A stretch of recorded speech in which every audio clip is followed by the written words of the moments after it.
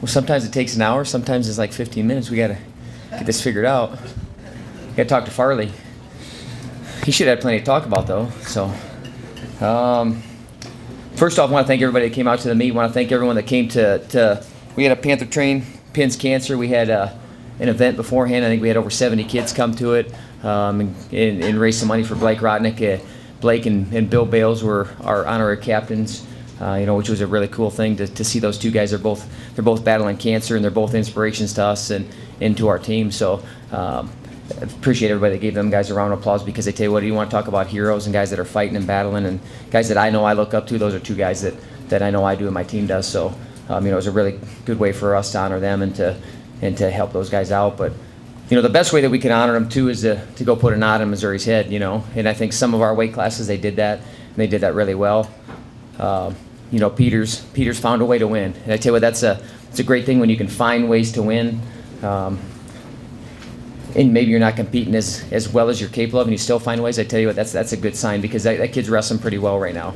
He's a real good counter wrestler, real explosive in some positions, and as the match went, Peters was able to shut those down, and he's able to get to the body and go get a score. I still don't know how he can count 3 back points and then not give points. I don't know. I mean, if anybody can explain that to me, I'd appreciate it, because I saw him count multiple times. And then he didn't give any back points, but he still won the match, so that's good. 33-41, to me, they're real similar matches. We got to be able to open up more. We got to be able to give ourselves more opportunities. And if we expect to get to a guy 1 or 2 times and score on him, we're probably going to be disappointed a lot. So we got to get to him 2 or 3 or 4 or 5 or 6 or 7 or 8 or 9 or 10, 11, 12, 13, 14, 15, 16, 17, 18, 19, 20, how many times it takes. I mean, so you get my point. So you got to give yourself more opportunities. One or 2 opportunities isn't enough. And to crack guys open, the best guys open, you have to do that. And you saw it in some of the other matches, where the guys started to score some points, and then guys started to crack. That's how you crack a guy. But I tell you what, if I'm looking over the scoreboard and it's 2-1 and I'm ahead and there's short time left, I still feel like I got a chance. But all of a sudden I start looking over and it's 4-2, it's 6-2. I start to put my head down. That's where those guys had both those guys, but they just didn't push those guys over the edge. So I know both those guys are obviously disappointed with how they performed. But the great thing is they got another opportunity this week, and Cliff Keen will be loaded field in all those weight classes. I did think Gunner battled well. The thing is, he gave himself some opportunities at the end to score. He got to the body. Obviously, to that guy, you got to get to the body. That guy was an All-American last year, so single leg defense has got to get better. But then you come out and you get a guy like Bryce Steyert who competed that way. I think anybody that watched that match had to be pretty excited about how that guy competed. He wrestled 3 minutes extremely, extremely hard. He only got to 2 points, but he gave himself more opportunities. And if you would have saw that guy's face after that 3 minutes, I don't know if he was going to be able to make it through the whole next 4 minutes. And that's the kind of pace that we want to see a guy wrestle. And the thing about him is he was very decisive on his attacks. It wasn't kind of, I'm going to feel it out and see if it's there. I'm going to it. And he did. I'm not sure where that cradle came from, but it came from somewhere, and he went for it, and he got it, and he got a pin, and that was big for our team to get some momentum. And then getting Cooper back out there was a good thing. I thought that he looked really good. Scoring that many back points is always a good thing.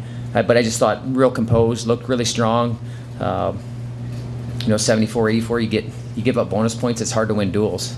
I think that's pretty clear. You get pinned back to back. That's a tough thing to win. And the thing with Bartel, I like how Bartel came out. He came out and he scored a takedown. Obviously we'd like to see him get a couple more takedowns, but I don't think that he took a back seat to that guy at all. And I don't care if you're wrestling the number 1 guy in the country, a guy's defending national champion, whoever they've been. We prepare to wrestle those guys and wrestle those guys tooth and nail. And I thought that he did a good job. And then Blaze, scoring 12 takedowns as a heavyweight. There's not many heavyweights that do that. Some guys, that's a season. So but for him too, I want him to do it this weekend against some of these best guys. Obviously this weekend there's 3 really big tournaments. Throughout the college year. Las Vegas is one, Midlands is one, and then the Scuffle is one. And we're going to 2 out of those 3.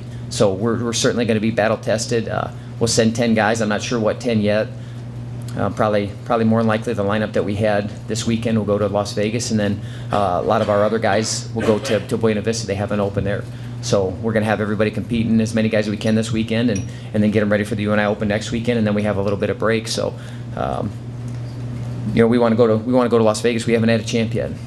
we've been out there I think 3 times, and we've had guys place in the top 3, but we haven't had a champ yet. So it's time to go put some guys in the finals. It's time to have some guys be champs. It's time to have a lot of guys place and score a lot of points as a team, and put our guys, kind of to get them recognized nationally. And this weekend's that opportunity, because I think, weight class like 25, I think 14 maybe out of the top 18 guys are there. So every weight class is going to be stacked.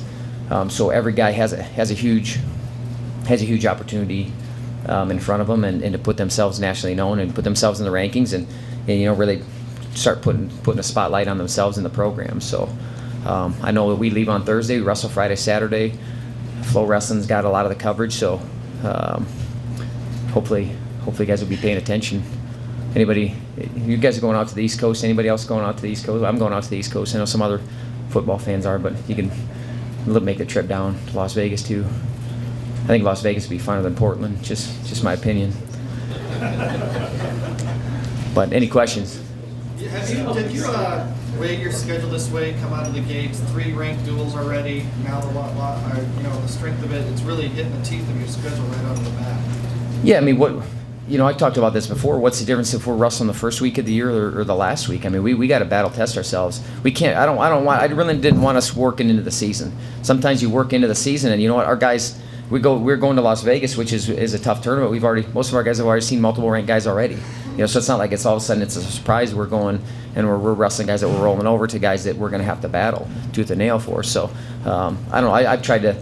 I wanted to get 3 Division I matches early, and that's what we did when we went out to that tournament. And Missouri, just happened to work out that for their schedule they could do it this weekend.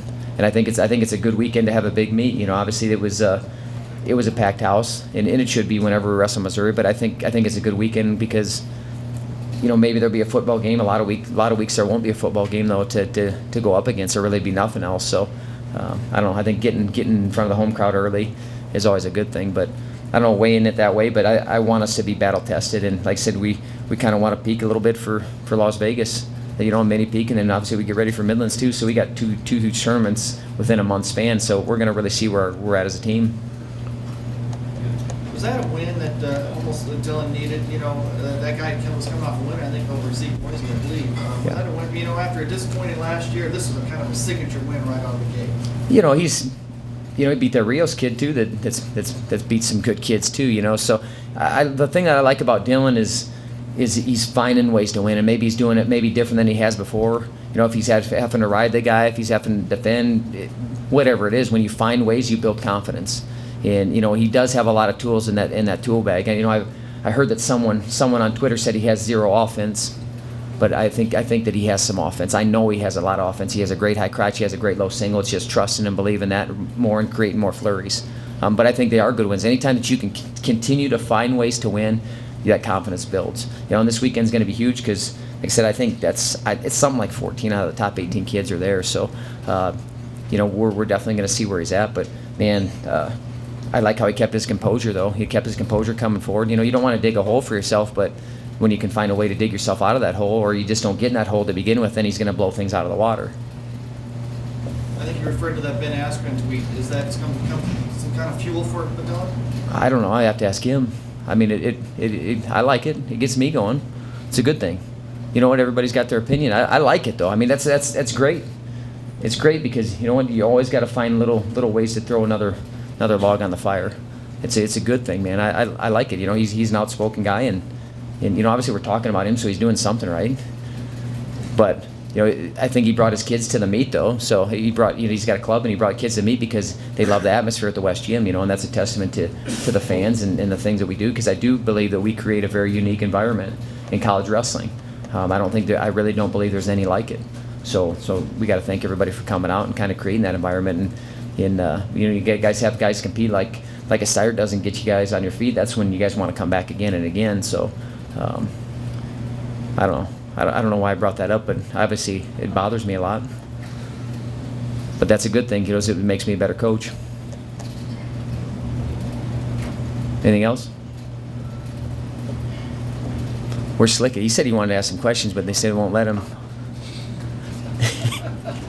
You did, though. You just said that. I guess I do have one thing.